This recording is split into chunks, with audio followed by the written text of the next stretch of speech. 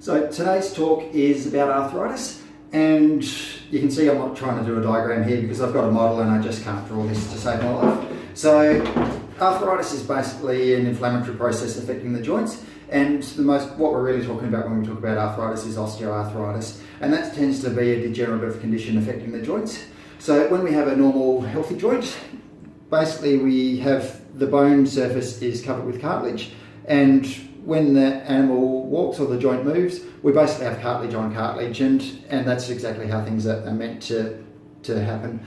With time or with conformational issues, for example, and we see this in hip dysplasia, the cartilage is worn away, or the wearing is in an inappropriate position, and that starts to create inflammation in the bone. And the bone's response to inflammation is to produce new bone. And so we start to get a situation like on this side. This is a plastic model, it's not a real model, where the cartilage is worn away, new bone starts to form, and instead of having a nice cartilage on cartilage joint, we end up with bone rubbing on bone. And bone has a lot of nerve endings, and that's a very, very painful thing. So this is why we tend to get dogs limping, or cats as well, but cats and dogs will present quite differently with arthritis. So cats, we don't tend to see so much limping. What we tend to see is a decrease in the amount that they're grooming. They don't move around as much. They're just generally much quieter, whereas dogs we do see limping.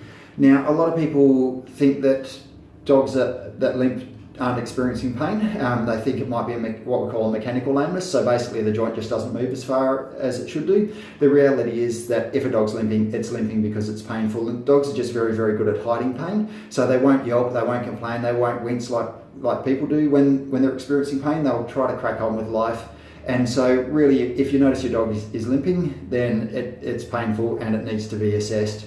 Now with arthritis, we can generally make the diagnosis based on a physical examination, and really we should be doing some x-rays as well to confirm that's what's causing it, because there are a range of other things that can cause lameness in dogs as well. But the treatment, really what we're looking at is a few things. We look towards pain relief. So the mainstay is our anti-inflammatory painkillers. So we tend to put most dogs on those. Early cases of arthritis, we may be able to manage with a series of arthritis injections. So they're given as once a week for 4 weeks. And that has a few effects. One is it has an anti-inflammatory property, so it can help the joint, the inflammation within the joint, and also it can help the cartilage. So we end up with the cartilage kind of being repaired, and so we end up with a cartilage on cartilage joint again. As the dog gets more severe, then that medication tends not to be as effective, but it can help slow the progress of the disease, and it contributes to the comfort of the dog, so still very much worth doing. In young dogs with things like hip dysplasia, there are the options of joint replacements and other sort of surgeries to manage that. And that's where early intervention with those is really quite important. But yeah, if your dog's getting older and is limping or isn't as mobile as it should be, it really should be assessed, because arthritis, like I say, dogs are very, very good at hiding signs of arthritis. So yeah, don't wait until your dog's limping, can't put its leg down, is really suffering. We need to be intervening early, because we can help certainly improve your dog's quality of life, and we can slow the progress of the disease. With cats, if you notice your cat just really isn't as active as normal, if it's not grooming as well, they're your signs of arthritis in cats.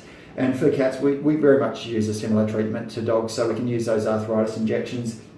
We can use anti-inflammatories, and the use of anti-inflammatories in cats, there's actually been a lot of research done on that recently, and we find that the anti-inflammatories we used to be worried about in cats, particularly with regard to kidney function, the evidence now is that we can actually use those quite safely even in cats with quite marked kidney disease. So really we focus on getting that quality of life back, and most animals respond very well to the medication. With time, unfortunately, there will come a point where the medication doesn't work, and that's just where people would go in for a joint replacement. That's becoming more and more common in pets, but is still not really a mainstream treatment. But yeah, there is a lot we can do to help your pet. So if your pet is limping, if they're not as active as they should be, give us a call and we'll see what we can do.